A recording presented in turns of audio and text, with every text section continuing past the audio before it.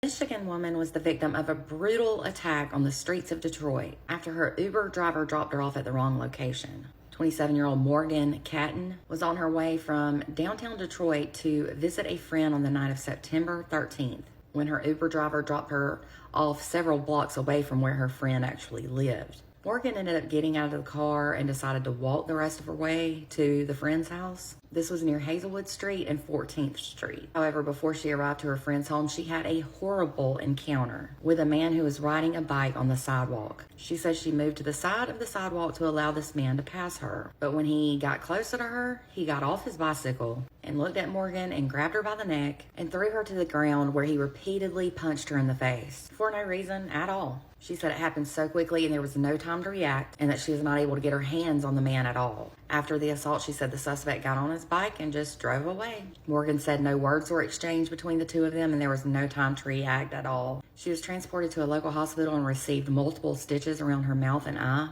She said she literally thought she was going to die. Police say the attack was completely random. The suspect is still on the loose, so people in that area need to be careful and aware. He's described as roughly 5'8" and in his 40s, and he's riding either a dark blue or gray bike. Authorities are still reportedly investigating and have not identified a suspect. Residents who live in that area are now reportedly in shock. Morgan said she is now hoping other women will decide to walk with a friend at night or carry protection with them just in case. She said that she feels like if police don't find this man, he's going to do this again, and I agree, except this time it could be worse. She has reportedly set up a GoFundMe to raise money for medical bills if you are interested in donating, and she does not have health insurance. She says she is having to pay all of this out of pocket by herself, and she's having to miss work, and this is also going to help her pay for therapy. She also has upcoming appointments to make sure her vision was not damaged during all of this. She said the assault took maybe 20 seconds, but it has completely affected and altered her entire life. Please contact authorities if you're in this area and have any clue of who this monster could be. For more true crime, don't forget to hit the follow button and to visit my website at www.truecrimewithmegan.com.